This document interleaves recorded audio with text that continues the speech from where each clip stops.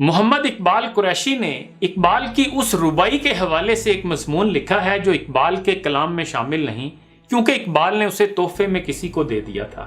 اور یہ ساری کہانی وہ کچھ ایسے بیان کرتے ہیں کہ 1 صدی سے زائد کا عرصہ ہوا ڈیرہ غازی خاں کے ترین قبیلے سے تعلق رکھنے والے اللہ داد خاں کے ہاں ایک بچہ پیدا ہوا۔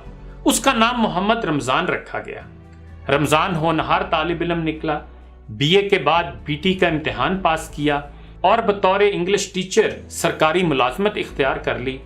طبیعت میں فقیرانہ استغنا بھی تھا اور صوفیانہ بے نیازی بھی۔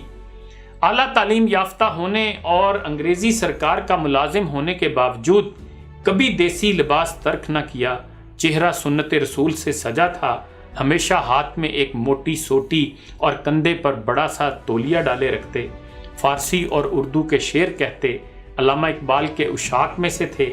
ان کے کئی اشعار پہ تضمین کہی جو علامہ نے بہت پسند کی۔ ایک نوجوان عطا محمد جسکانی سے گہرے لگاؤ کے باعث عطائی تخلص اختیار کیا اور محمد رمضان عطائی کہلانے لگے۔ یہ ان دنوں کا ذکر ہے جب عطائی ڈیرہ غازی خاں کے گورنمنٹ اسکول میں تعینات تھے۔ انہی دنوں ان کے قریبی شناسہ مولانا محمد ابراہیم ناگی بھی ڈیرہ غازی خاں کے سب جج تھے۔ ابراہیم ناگی ایک درویش منش اور صاحب علم شخصیت تھے۔ مولانا ابراہیم کو علامہ اقبال سے ملاقاتوں کا اعزاز بھی حاصل تھا۔ ایک دن مولانا ابراہیم لاہور گئے، علامہ سے ملاقات ہوئی، واپس آئے تو سر شام معمول کی محفل جمی۔ علامہ سے ملاقات کا ذکر چلا تو عطائی کا جنوں سلگنے لگا۔ مولانا نے جیب سے کاغذ کا ایک پرزہ نکال کر عطائی کو دکھایا۔ یہ علامہ کی اپنی تحریر تھی۔ مولانا کہنے لگے، لو عطائی، علامہ صاحب کی تازہ ربائی سنو۔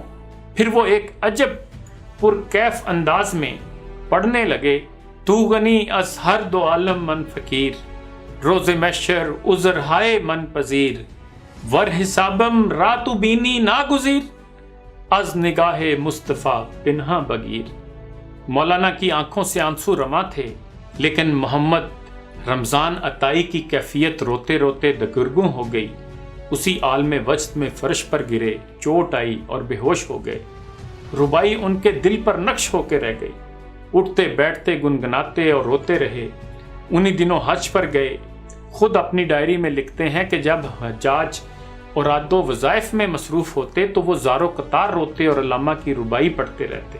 حج سے واپسی پر دل میں ایک عجب آرزو کی کونپل پھونٹی، کاش یہ ربائی میری ہوتی یا مجھے مل جاتی۔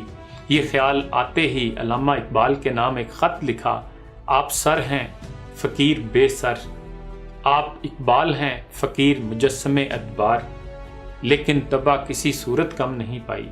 انہوں نے علامہ کے اشعار کی تضمین اور اپنے فارسی اشعار کا حوالہ دیتے ہوئے لکھا، فقیر کی تمنا ہے کہ فقیر کا تمام دیوان لے لیں اور یہ ربائی مجھے عطا فرما دیں۔ کچھ ہی دن گزرے تھے کہ انہیں علامہ کی طرف سے ایک مختصر سا خط موصول ہوا۔ لکھا تھا، جناب Muhammad Ramzan Sahab Atai, senior English master, government high school Dera Ghazi Khan.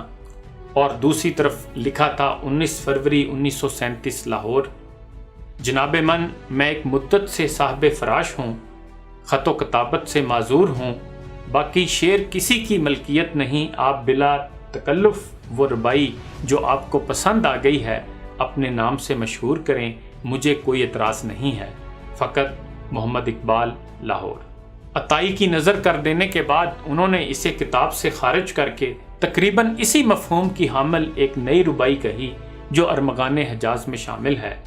بے پایاں چوں رسد این عالم پیر، شود بے پردہ ہر پوشیدہ تقدیر، مکن رسوا حضور خواجہ مارا، حساب من ز چشم او نہاں گیر۔ اے میرے رب، روز قیامت یہ جہان پیر اپنے انجام کو پہنچ جائے اور ہر پوشیدہ تقدیر ظاہر ہو جائے تو اس دن مجھے میرے آقا کے حضور رسوا نہ کرنا اور میرا نامہ اعمال آپ کی نگاہوں سے چھپا رکھنا۔ عطائی جب ایم اے فارسی کا امتحان دینے لاہور گئے تو شکریہ ادا کرنے علامہ کی خدمت میں حاضر ہوئے۔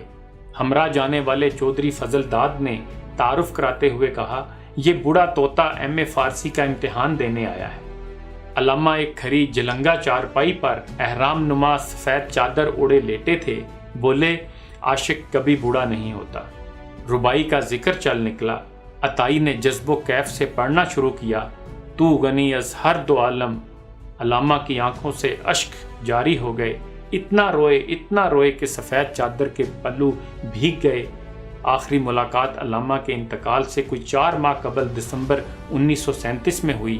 انہوں نے علامہ سے کہا، سنا ہے جناب کو دربار نبوی سے بلاوا آیا ہے۔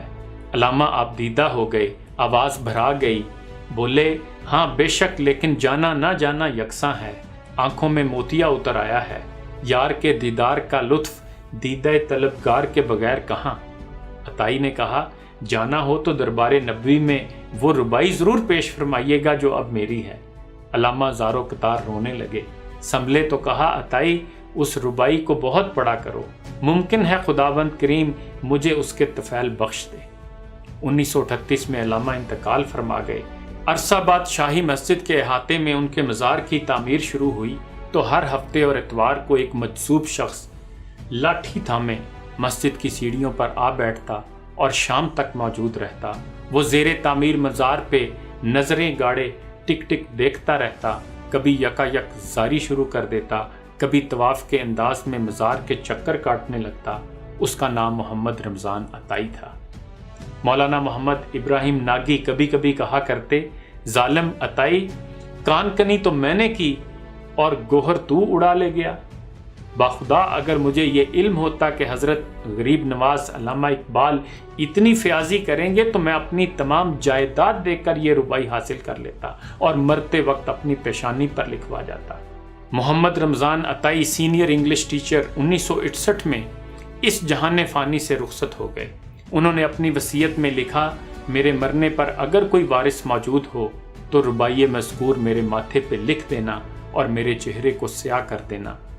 اس کے بعد صاحب مضمون کہتے ہیں کہ مجھے معلوم نہیں کہ پس مرگ ان کے کسی وارث نے اس عاشق رسول کی پیشانی پہ وہ ربائی لکھی یا نہیں، لیکن ڈیرہ غازی خان کے قدیم قبرستان ملا قائد شاہ میں کوئی 42 برس پرانی ایک قبر کے سرہانے نصب لوہے مزار پر یہ ربائی کندہ ہے، تو غنی از ہر دو عالم من فقیر، روز محشر عذر ہائے من پذیر، ور حسابم رات و بینی ناگزیر، از نگاہ مصطفیٰ پنہا بگیر۔ اے اللہ، تو دو جہانوں کو عطا کرنے والا ہے، جبکہ میں تیرا منگتا و فقیر ہوں۔